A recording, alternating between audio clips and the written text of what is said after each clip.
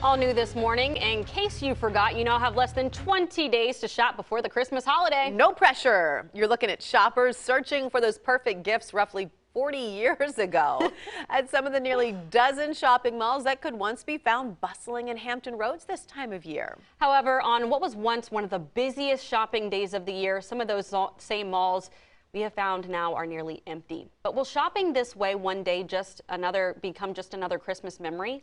10 on your sides, Brett Hall joins us now with the state of the malls. And man, what a contrast from so long ago to just this past Black Friday. Yeah, we used to go to a lot of different malls and see all the crowds. Now, sometimes we go to strip centers, sometimes outlets. But when I did this story before, it was 4 years ago. And for some context, then the national mall vacancy rate topped out around 5-year high of 9.1%.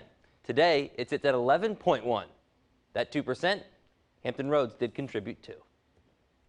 The number of shopping malls Chopper 10 can fly over are dwindling. Just within the last year, Pembroke Mall closed after 55 years in business. This January, Military Circle Mall will conclude a run nearly as long. That will leave the region, which once boasted nearly a dozen malls, down to 5. And Nick Egelanian with Siteworks Retail says that number will continue to shrink. Somewhere between one and maybe the second will survive.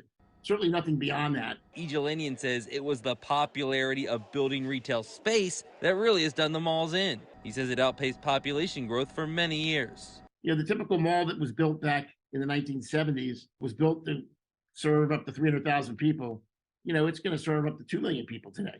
It likely won't surprise you which ones he thinks have a chance of surviving. According to the respective owners' most recent annual reports, Patrick Henry Mall in Newport News has roughly 95% of its space leased. Lynn Haven Mall in Virginia Beach, 97%. Most malls that are out there have debt that's in excess of what they can afford. He says it's smart for all communities to be forward-thinking. While both MacArthur Center and Greenbrier Mall are in foreclosure proceedings, local developer Michael Siphon recently bought the former Greenbrier Sears. His attorney says he has no plans for it right now, but hopes to eventually turn it into a more valuable asset. Chesapeake Square has already gone through the foreclosure process.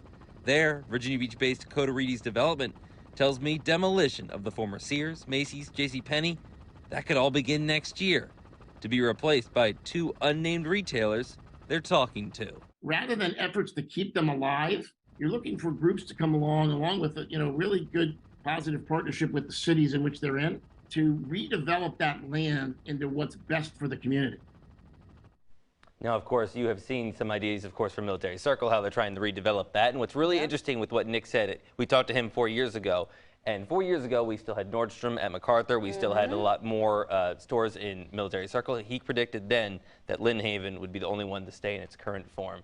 He said with the pandemic, he never thought it would go this fast. But he's been absolutely right. So when he talks, I listen. Yeah, oh, for sure. I mean, so many people are opting for online shopping. You've got faster shipping rates, 2-day shipping with Amazon, things like that. I'm hoping they'll never completely go extinct, though, because I feel like people are still going to want to get their hands on items. Yeah, well, I like to try things on.